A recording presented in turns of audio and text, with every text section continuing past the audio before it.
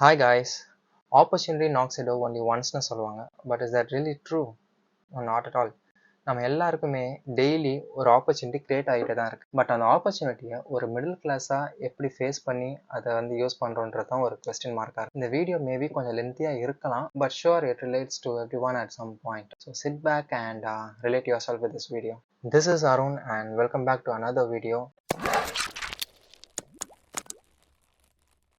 பொதுவாக மக்களோட மனநிலை எப்படி இருக்குன்னா, வாழ்ந்தா பணக்காரனா வாழணும், இல்லைனா எதுவுமே இல்லாமல் இருந்துடணும். ஆனால் இந்த மிடில் கிளாஸாக மட்டுமே இருக்கக்கூடாதுன்ற ஒன்று தான். ஏன் அப்படின்னா, ஒரு விஷயம் நமக்கு கிடைக்குது, ஆனால் அதை பயன்படுத்திக்க முடியலன்னு இருக்கிற மிடில் கிளாஸோட வேதனை நிறைய. ஃபார் எக்ஸாம்பிள் உங்களுக்கு ஒன்று சொல்லணும்னா, மாத சம்பளம் வருது, அடுத்த நாள் பார்த்தா அக்கௌண்ட்டில் 100 ரூபா 50 ரூபா தான் இருக்குது. எவ்வளோ பெரிய வேதனையாக இருக்கும் நீங்களே யோசிங்க. இது எங்கே நமக்கு தெரிய வருதுன்னா, நம்மளுடைய டெய்லி ரொட்டீன் தாங்க. காலையில் எழுந்துக்கணும், ஆஃபீஸ் போகணும், வீட்டுக்கு ரிட்டர்ன் வரணும், தூங்கணும், திரும்பவும் அடுத்த நாள் அதே கண்டினியூ பண்ணணும். அதாவது ஈட், ஒர்க், ஸ்லீப், ரிப்பீட். இதே தான் கண்டினியூ ஆகிட்டு இருக்கும் போது ஒரு பாயிண்ட் மேலே ஃப்ரஸ்ட்ரேட் ஆகி நாம ஏன் இதை செய்யணும், பிடிச்ச ஒர்க்கும் இல்லாமல் பிடிச்சதையும் செய்ய முடியாமல் இருக்குன்ற ஒரு கைண்ட் ஆஃப் ஸ்ட்ரெஸ் தான் இதுக்கான காரணம். நீங்கள் கேட்கலாம், அப்போ பிடிச்சதை செய்ய வேண்டியதானே, யார் பிடிக்காததை செய்ய சொன்னது அப்படின்னு உங்களுக்கு ரேஸ் ஆகலாம். பட் இங்கே தான் சிச்சுவேஷன் அண்ட் பேஷன் ரொம்பவே இம்பார்ட்டன்ட் ரோல் பிளே ஆகுது. இங்கே எத்தனை பேர் அவங்களுடைய ஃபேமிலி சிச்சுவேஷனுக்காக தன்னோட பேஷனை சாக்ரிஃபைஸ் பண்ணியிருக்கீங்க? நான் ஒன்று சொல்லுவேன், அதே சமயத்தில் 100ல் 80% பீப்புள் கண்டிப்பாக இப்படி தான் இருப்பாங்க. பட் ஃபர்ஸ்ட் நான் என்னையே ஏன் சொல்லிப்பேன்னு சொன்னால், அதுக்கான ஒரு நார்மல் ஒரு என் லைஃப்பில் நடந்த ஒரு எக்ஸாம்பிள் எடுத்துக்கலாமே. எனக்கு ஒரு பேஷன்னு சொல்லாமல் எனக்கு பிடிச்சது ஒரு விஷயம் ஒன்று இருக்குது. அதாவது எனக்கு எடிட்டிங் பண்ணணும்னு ரொம்ப ஆசையாக இருக்குது. So I started my first YouTube channel and கொஞ்சம் சினிமா மேஷப்ஸ் அண்ட் நார்மல் எடிட்ஸ்லாம் போட்டுருந்தேன். அதே சமயத்தில் கிராஃபிக்ஸ் கற்றுக்கணுன்னு ரொம்ப ஆசை. This was like 7 to 8 years back college படிச்சுட்டு இருக்கும்போது. ஃபர்தராக ப்ராப்பராக படித்து அதுக்கான குவாலிஃபிகேஷன் எடுத்து கண்டினியூ பண்ணோம்னா அதுக்கான கொஞ்சம் ஃபெசிலிட்டிஸ் எனக்கு தேவைப்படுது. அது பேசிக் எடிட்டிங் டூல்ஸ், கம்ப்யூட்டர் சாஃப்ட்வேர்ஸ், இது எல்லாமே எனக்கு தேவைப்படுது. ஆனால் அதை என்னால் வீட்டில் கேட்குற நிலைமையில நான் இல்லை. கன்சிடரிங் மை ஃபேமிலி சிச்சுவேஷன், நான் ஒரு வேலைக்கு போய் தான் அதை சம்பாதிக்கணும். அந்த டைமில் நான் காலேஜ் படிச்சுட்டு இருந்ததுனால நான் வேலைக்கு போகிற வரைக்கும் வெயிட் பண்ணிட்டு இருந்தேன். So I had a gap on it. அப்புறமா ஒரு படித்து முடிச்சதுக்கப்புறம் ஒரு வேலையில் போயிட்டு இருந்தேன். ஓகேயான சம்பளம் கிடச்சிச்சு.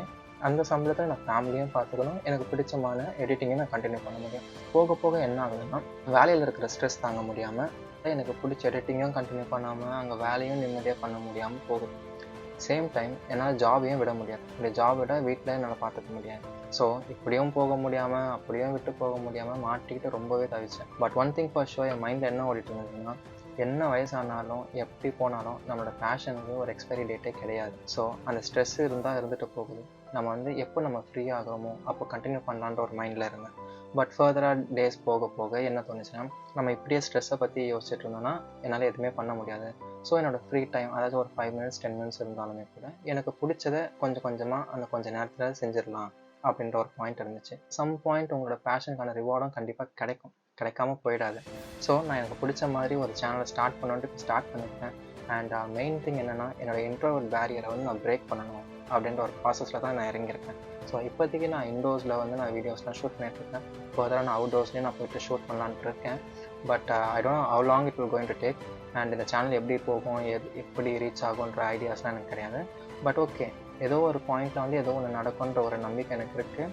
And also I will be continue doing இந்த வீடியோஸ். என்னாலும் நான் வீடியோஸை கண்டினியூவாக போட்டுட்டு தான் இருக்க போகிறேன். எனக்கு பிடிச்சிருக்கு, நான் பண்ணுறேன். இந்த மாதிரி நான் என்னோடய ஃபேமிலி சிச்சுவேஷனை கன்சிடர் பண்ணி ரொம்ப கூட நான் சாக்ரிஃபைஸ் பண்ணி சொல்ல மாட்டேன். ஸ்மால் அமௌண்ட் கொஞ்சம் சாக்ரிஃபைஸ் பண்ணியிருக்கேன். அந்த ஒரு 5 years 6 yearsன்றது இப்போ எவ்வளோ பெரிய கேப் இருந்தது இப்போ நமக்கு தெரியுது. ஸோ அந்த மாதிரி நீங்கள் உங்கள் லைஃப்பில் எவ்வளோ நீங்கள் சாக்ரிஃபைஸ் பண்ணியிருக்கீங்க, இல்லை என்ன சாக்ரிஃபைஸ் பண்ணியிருக்கீங்க அப்படின்றத மறக்காமல் கமெண்ட் பாக்ஸில் கமெண்ட் பண்ணுங்கள்.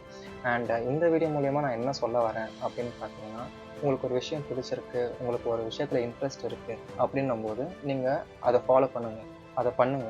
அது என்ன பேரியர்ஸாக இருந்தாலும் அட்லீஸ்ட் ஒரு 5 minutes, நான் சொன்ன மாதிரி ஒரு 5 to 10 minutes நீங்கள் ஸ்பெண்ட் பண்ணாமல் கூட உங்களுக்கு பிடிச்சதை பண்ணுங்கள். அதுக்கான ரிவார்டு கண்டிப்பாக கிடைக்கும். And you will definitely attain it. ஓகேங்களா? உங்கள் ஓப்பை விட்டுறாதீங்க, நீங்கள் கண்டினியூ பண்ணுங்கள். உங்களுக்கான ரிசல்ட் கண்டிப்பாக வரும். And all the best to everybody guys. see you in the next video. நான் இதோட இந்த வீடியோ எண்ட் பண்ணிக்கிறேன். மறக்காமல் உங்கள் ஃப்ரெண்ட்ஸ் எல்லாருக்குமே ஷேர் பண்ணுங்கள், சப்ஸ்கிரைப் பண்ணுங்கள். And don't forget to like the video. And உங்களுக்கு என்ன மாதிரி வீடியோஸ் போடணுன்றதையும் மறக்காமல் கமெண்ட் பண்ணுங்கள். And see you in the next video guys. Bye from Arun.